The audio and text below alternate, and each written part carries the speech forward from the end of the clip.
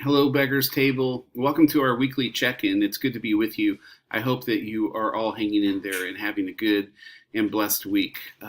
I am happy to be able to be with you and to talk with you this week. And what I want to do is offer a few words about the true self and the false self, because that's really the theme that we're riffing on a lot this Lent. And it's so timely for everything that we're going through. So here, let me just offer a few words about this. Here's one cool way to think about it. Your true self is the you that lies underneath all of the things that you think are you. The you that lies underneath all of the things that we think are you or we think are us, right? The posturing, the personality, the tricks of personality, the achieving, the failing, all of the things that we tend to project to the world and project to ourselves, these aren't necessarily really us. But the ironic thing is that we might be the last one to realize it. You may be the last one to realize it. You know, when we talk about the true self and the false self, it's not really a good, bad conversation. It's easy to think that when we say the false self, we mean something really bad. But the truth is the false self can be awesome. It can be generous. It can be charitable. We usually use it and build it to convince ourselves about how awesome we really are. And most of the time, we're probably right. It really is awesome.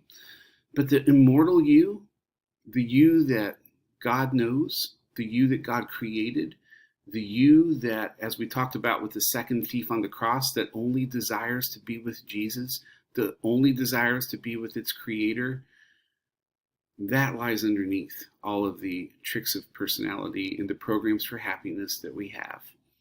But the truth is that you that lies underneath all of it, it's absolutely beautiful.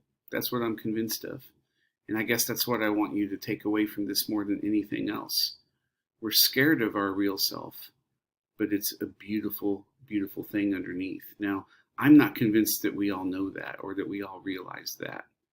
You know, I was just thinking about The Walking Dead. The Walking Dead seems so timely for the season that we're in. And I've been watching The Walking Dead since season 1. And I can't even, maybe it's on season 8. I can't really remember right now, but it's probably more than that. I really enjoy it. But it's kind of a metaphor, if you think about it, for how we think about ourselves underneath all of our pretensions, because it's a world where a false self has largely been stripped away and it's exposing what lies underneath. And what lies underneath is basically pretty ugly in the show, or at least most of the times it's ugly. People are kind of terrible. So we often say, boy, the real monsters on The Walking Dead are the people. They're not the monsters or the zombies. But I just want to propose a counter to this idea. I want to suggest that your true self is absolutely beautiful. It's the self, as I said, that God knows. It's the self that God sees. It's the self that God loves. It's a beautiful and immortal self. And it's the diamond. Some people call it the immortal diamond that lies inside or beyond all of our tricks and our programs for success. It's our real self. And when we're stripped by a crisis, kind of like we are right now,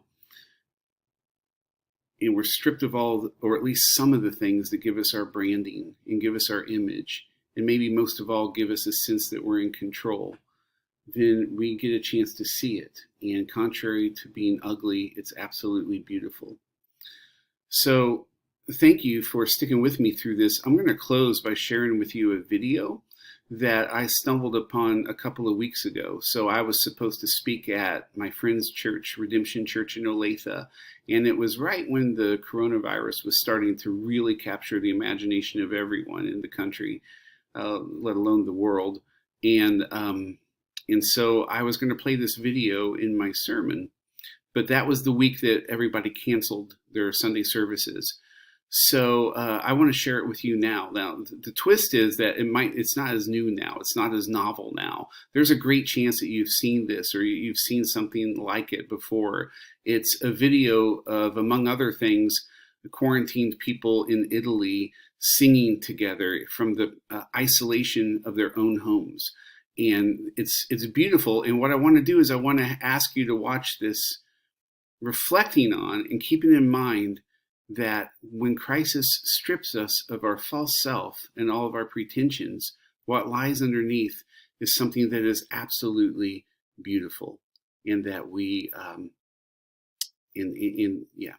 So anyway, I got to get this video playing. I hope I can get it. I'm learning my technology, but again, peace to you.